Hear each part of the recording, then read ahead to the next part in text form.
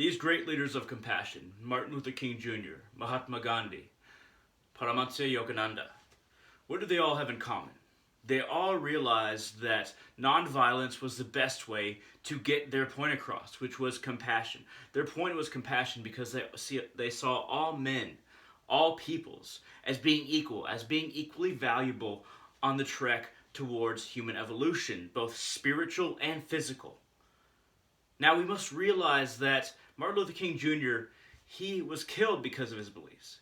He decided that nonviolence, and he got a lot from Mahatma Gandhi, that nonviolence was the best way to gain not only his people's freedom, but all people's freedom. To see that all minorities stand beside the white majority. And that there can be a coexistence that benefits everyone. It's not just about giving certain people their rights. It's about allowing everyone to exist side by side so that we can walk forward into the future with confidence, with the ability to meet the challenges that lie ahead together. And we will need every single person in order to meet the challenges that will come for humanity in the future. Martin Luther King Jr., he saw that every single child who doesn't grow up next to somebody who is different has a chance of not understanding other cultures, not understanding other peoples. Now, the lack of understanding that still exists in this world is testament, let alone in the world, 50 years ago, 60 years ago, and before. We saw people as being different if they had a different skin color, if they had a different culture, if they had a different religion. And most people in the world still feel that way. But without Martin Luther King Jr., we would not have taken this grand step in the United States to desegregate and to be one as a people. Now, we are still not completely one as a people. There are still many challenges that lay ahead. But Martin Luther King Jr. provided a step and a testament to what a true American can do once he starts to realize what freedom really is. And freedom is not just freedom for oneself, but freedom for everyone. That actually benefits freedom for oneself. Now, if we look at Mahatma Gandhi, during the British occupation, he could have propagated violent dogma. He could have said, okay, we're going to toss the British out. We have the numbers. We can gain weapons. We can destroy the British and toss them out of our country. But instead, he said that we should do nonviolent protest. We should use our force of will and not our force of arms in order to conquer those who try to conquer us.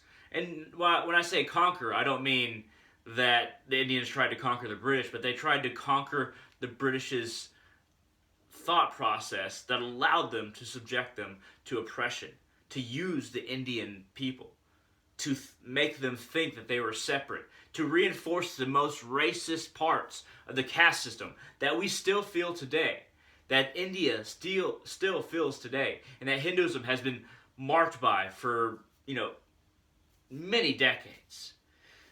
The caste system in Hinduism did not exist as it does right now before the British occupation. Yet, even though the British tried to drive apart the Indian people, Mahatma Gandhi decided that nonviolence was the solution. This is a great leader of compassion. All of these are great leaders of compassion. But let's get to Paramahansa Yogananda. Now, Paramahansa Yogananda, he traveled to the West. He traveled here to the United States from India, basically by his guru's order, Swami Sri Yukteswar. But it wasn't just by Swami Sri Yukteswar's order. He wanted to come here once he realized that the West needed to understand Hinduism, needed to understand the path of Sanatana Dharma, and initiate it in their lives, to initiate Kriya Yoga into their lives so that we can enhance our energies and increase our physical evolution and our spiritual evolution side by side and propagate that understanding to other people. To understand that meditation is the foundation of spirituality, and that you must try to realize your connection to the grander whole, to God, to your peace in the cosmos, in order for you to realize how you can move forward. Meditation allows you to quiet everything on the outside, the senses, the mind itself, and allows you to really gaze upon who you are. Paramahansa Yogananda taught a lot about Kriya Yoga and meditation. And he talked a lot about how Jesus Christ himself was an avatar.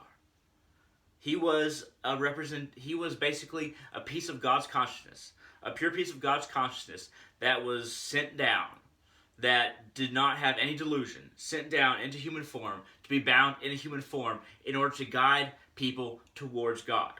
Now, the people who wrote the Bible and the people since that call themselves Christian have lost a lot of what Jesus Christ originally intended to deliver. Christians have done great works, but there's been a lot of great evil done in Christ's name, and this was not in Christ's spirit. But Krishna was also an avatar, no less or more than Christ. Shakyamuni Buddha was also an avatar, no more or less than Christ.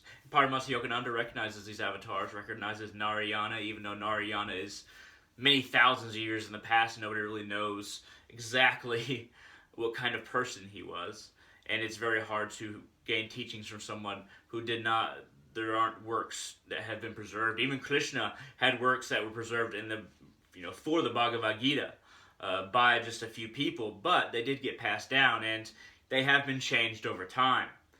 And ISKCON does have a hand in changing it to try and make people think that Krishna is the only avatar of the Supreme Personality of Godhead. But without getting into ISKCON and me being Hindu and following the path of Sanatana Dharma, and ISKCON being a different kind of Hindu, very supremacist kind of Hindu in my opinion. But regardless, Paramahansa Yogananda brought the word of the avatars, that we can all reach that same Krishna consciousness, that same Christ consciousness, that same pure consciousness. We just have to work through meditation. We just have to work through yoga.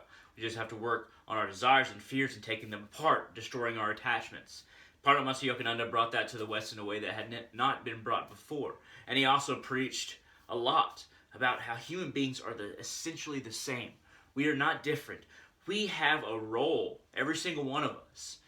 And that role most definitely includes accepting our brothers and sisters of other cultures, of other religions, of other skin colors, of other ethnicities, so that we may all move forward as one, collaborate, learn from each other, and never think that you are superior because of your political or religious or spiritual ideals. The only way that you can become superior, and it's not over somebody else, the only way you can become superior is if you become superior to your ego.